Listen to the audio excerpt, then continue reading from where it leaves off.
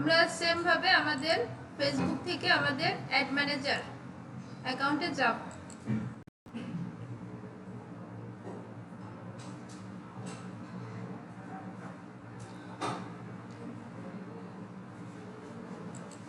Add manager account ad campaign করার জন্য আমাদের প্রফেশনাল অ্যাড ম্যানেজারতে করতে হবে, বা প্রফেশনাল অ্যাড ক্যাম্পেইন করার জন্য আমাদের অ্যাড ম্যানেজার ইউজ করতে হবে। তো আরেকটা থাকে অ্যাড ম্যানেজার ছাড়াও করা যায়, এটা হচ্ছে বুস্টিং, যেটা সবাই পারে, কিন্তু এটার রেজাল্ট সবসময় ডাউন থাকে এবং টার্গেটেড রেজাল্ট হয় না। ধরেন আপনি মার্কেটিং এর অ্যাড চালাচ্ছেন, তো যে টি শার্ট কিনতে আগ্রহী তার কাছে আপনার অ্যাডটা চলে গেছে, এই ধরনের সমস্যাগুলো আসে।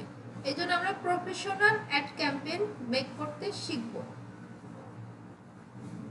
এটা হচ্ছে আমাদের অ্যাড ম্যানেজার। অ্যাড ম্যানেজারের পরিচিতি হয়েছে না? বিলিং ডিটেলস আলোচনা করছি, বিল নাম্বার, তারপরে আবার স্টার্ট করে দিচ্ছি। আমরা অ্যাড ক্যাম্পেইনে যাচ্ছি না, আমরা একটু ফেসবুক বিলিং ইনফরমেশন নিয়ে আলোচনা করব। এর জন্য আমাদের একটা নোটপ্যাড ওপেন করতে হবে। ফেসবুকে অ্যাড চালাতে গেলে একটা তো কস্টিং দিতে হবে, তাই না? নোটপ্যাডটা ওপেন করে দিই। আচ্ছা, তো এই কস্টিংটা কি বিকাশ নগদ দিয়ে দেওয়া যাবে? কার্ড দিয়ে, ইউএসডি ডলারে দিতে হয়, ঠিক আছে? তো এখন বলেন তো, আপনি যদি কোথাও $100 খরচ করেন, আপনার কাছ থেকে কত কাটা উচিত? নরমাল $100 খরচ করলে কত কাটবে? 100 না? ভ্যাট ট্যাক্স পড়ে। $100 খরচ করলে তো 100ই কাটবে। ধরেন ফোনে 20 টাকার কথা বলছেন, তাহলে 20 টাকাই কাটবে না?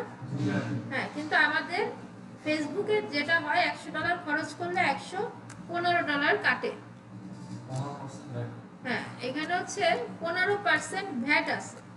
এখন আমরা ভ্যাট নিয়ে একটু জানি। 15% ভ্যাট দিচ্ছি। তো এখান থেকে আমরা বিলিং পেমেন্ট নিয়ে জানবো। সো ফেসবুকে 15% ভ্যাট আছে। এই ভ্যাটটা কিসের জন্য লাগে? বিন নামে একটা বিষয় আছে, বিজনেস আইডেন্টিফিকেশন নাম্বার। বানান মিস্টেক হলে স্কিপ করবেন। বিজনেস আইডেন্টিফিকেশন নাম্বার, ওকে? এটা হচ্ছে বিন নাম্বার। এই বিন নাম্বারটা কোথায় পাওয়া যায়? ওই যে আমাদের শপ আছে না, লোকাল শপ, মুদি দোকান, প্রতিষ্ঠিত শপ, ওদের একটা ট্রেড লাইসেন্স থাকে, ওই লাইসেন্সে এই বিন নাম্বারটা আছে। সো এখন এই বিন নাম্বারটা যদি আপনি জোগাড় করে ফেলেন, তাহলে আপনার 15% ভ্যাট লাগে না। অর্থাৎ যাদের বিন আছে বাইরে, লিগ্যাল বিন যেটা যাদের আছে, ওরা কি করে, একটা ট্যাক্স গভর্নমেন্টকে দেয়। আর আমাদের তো নাই, তাহলে আমরা ট্যাক্সটা গভর্নমেন্টকে তো দিচ্ছি না। তাহলে এখন ফেসবুকে যদি আমি কাজ করতে চাই, ওই ট্যাক্সটা আমার ফেসবুককে দিতে হবে। এই জন্য 15% ভ্যাট এখানে ইনক্লুড থাকে। এছাড়াও আর একটা 15% ভ্যাট আছে, এটা অনেকেই জানে না, আবার বলার পরে সবাই জানবে। টোটাল 30%। এই ভ্যাটটা হচ্ছে আমরা যে বাংলাদেশি ব্যাংক কার্ড ইউজ করি না, ডাচ বাংলা, আচ্ছা বিলাস কই, কখন ফেটে গেছে?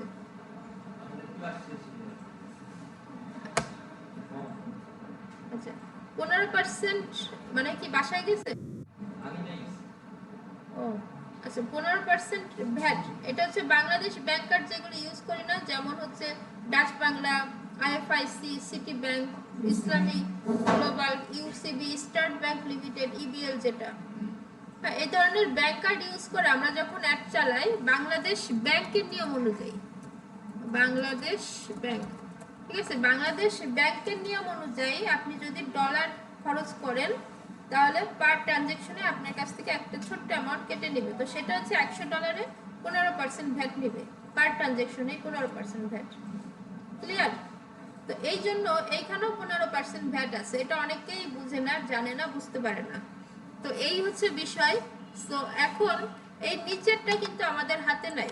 বাংলাদেশ ব্যাংকের নিয়ম যেটা, এটাকে আমরা বদলাতে পারবো? পারবো না। তাহলে আমরা কি করতে পারি? একটা বিন নাম্বার জোগাড় করতে পারি, পারি না? আমি একটু সাময়িক রেকর্ডিংটা অফ করে, রেকর্ডিং আবার স্টার্ট করে দিচ্ছি। এখন আমাদের একটু ব্যাংক কার্ড সম্পর্কে জানতে হবে। আগে আমরা দেখি $1 সমান বর্তমানে কত রেট দিচ্ছে বাংলাদেশ ব্যাংক, বলেন তো? 122, হয়তো কিছু কম বেশি, বাট অ্যারাউন্ড এইটাই। তো এখন আমাদের যারা ফেসবুকে সার্ভিস দিচ্ছে বাংলাদেশে, ওই যে বুস্টিং সার্ভিস লাগলে ইনবক্স করেন, এরকম সার্ভিস যারা দিচ্ছে ওরা কত করে নিচ্ছে $1, বলেন তো? 150 টাকা, 150 করে নিচ্ছে।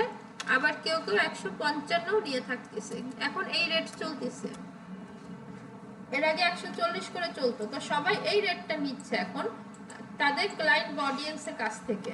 ওকে, তাহলে এখন খেয়াল করেন, তাহলে এইটা যদি হয় 150 যদি নিই, তাহলে 122 এর সাথে 15% ভ্যাট যোগ করলে এই বাংলাদেশ ব্যাংকের জন্য 15% ভ্যাট নিলে 139 টাকার মতো হয়ে যায় প্রায়।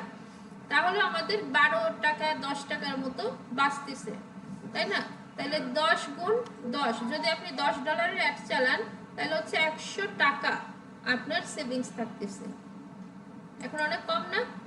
প্রথমে শুরু করার জন্য এইটাই অনেক, এইটাই অনেক। আপনি অ্যাডগুলো চালান, আপনার যে এক্সপিরিয়েন্স হবে অনেক দরকার, কারণ আপনি ব্র্যান্ড হবেন। অ্যাড চালানোর মজা হচ্ছে তখন, যেমন আমরা এক একটা জায়গা থেকে 500, 700, 1000 করে চার্জ করতে পারি।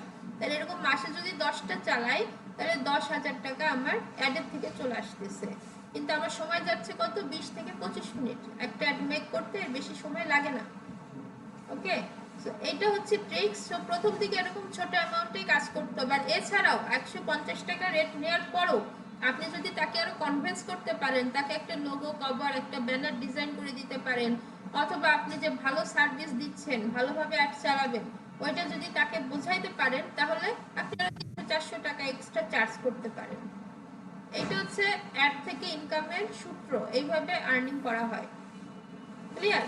এখন এটা হচ্ছে বাংলাদেশের ক্ষেত্রে।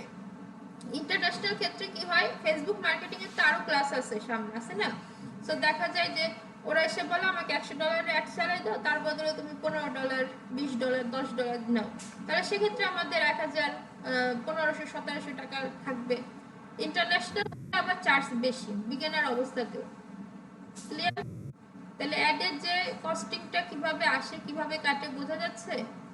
ঠিক আছে, তাহলে আমরা $1 সমান 150 টাকা চার্জ করলে আমাদের 100 টাকার মতো থাকবে। কিন্তু চাইলে আমরা বেশি উঠাইতে পারি তাকে কনভিন্স করে, তাহলে আমরা আবার বেশি চার্জ করতে পারবো। এটা হচ্ছে বিষয়। এখন আমরা ব্যাংক কার্ডে আসি।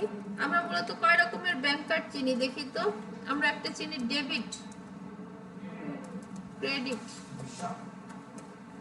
ওই ডেবিট ক্রেডিটের মধ্যে ওটা। আর আরেকটা আছে প্রিপেইড। এটার সাথে অনেকে নতুন, তাই না? আচ্ছা, প্রিপেড আর ডেবিট। ক্রেডিট তো সবাই পাবে না, এটা একটু স্কিপ করি। প্রিপেড আর ডেবিট, এটার মধ্যে পার্থক্য কি, কেন কোনটা ভালো? এখন প্রিপেড কার্ড, ওই যে আমরা যে ফোনে টাকা রিচার্জ করি না, যে 50 টাকা রিচার্জ করি, কথা বলি, আবার 50 টাকা রিচার্জ করি।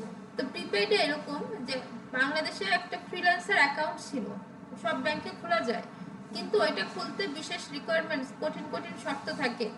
মার্কেট প্লেস থেকে আর্নিং করা, এই করা, সেই করা, $1000 উপার্জন করা, এরকম শর্ত থাকে, না হলে ফ্রিল্যান্সার অ্যাকাউন্ট দিত না।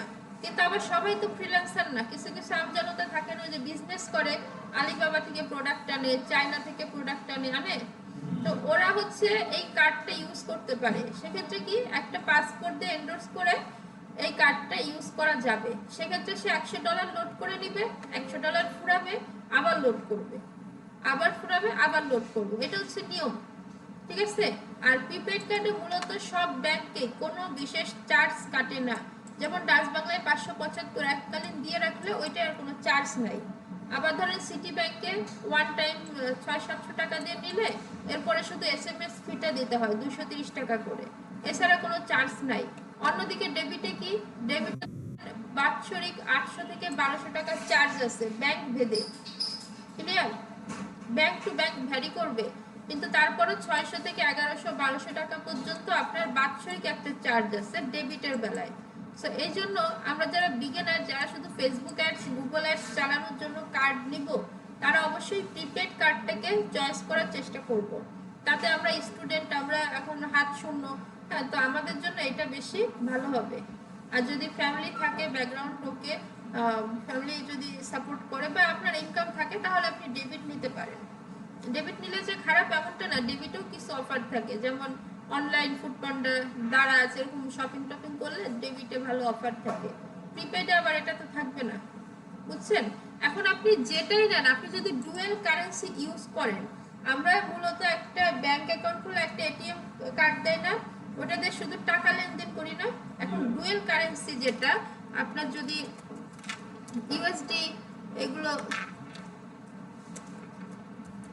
ইউএসডি টাকা, বিডিটি, তারপর ইন্ডিয়ান রুপি, আপনার ইউরো, এই টাইপের কিছু লেনদেন করার প্রয়োজন পড়ে, অর্থাৎ ডুয়েল কারেন্সির প্রয়োজন পড়ে, তাহলে অবশ্যই আপনি ডেবিট অথবা প্রিপেইড অথবা ক্রেডিট, তিনটা যে কোনোটাই নিতে পারেন।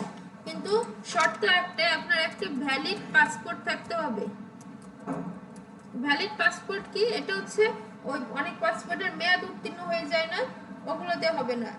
তো এই পাসপোর্ট নিয়ে আপনি ব্যাংক অ্যাকাউন্টে গেলে, মানে ব্যাংকে গেলে, ওরা আপনাকে এন্ডোর্স করে দিবে। এন্ডোর্স অর্থাৎ ডলার বা ডুয়েল কারেন্সি লেনদেনের একটা পারমিশন দিয়ে দিবে, এটার বলে এন্ডোর্স করে, একটা সাইন করে দিবে, সিল স্বাক্ষর মেরে দিবে।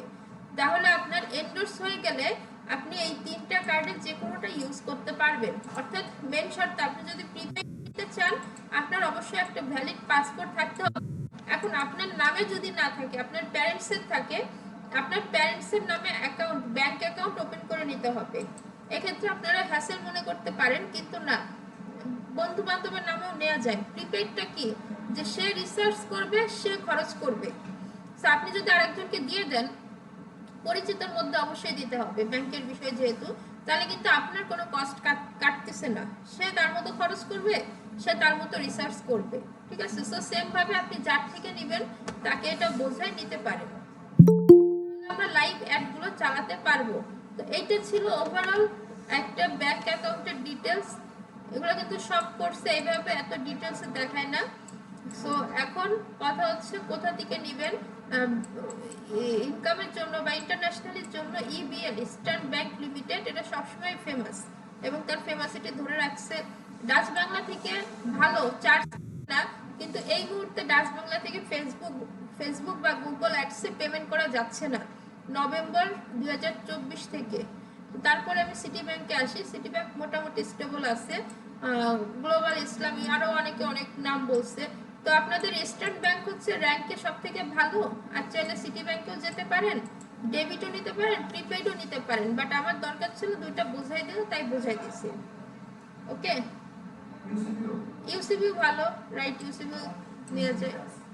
হ্যাঁ, আর কোনো কোশ্চেন আছে?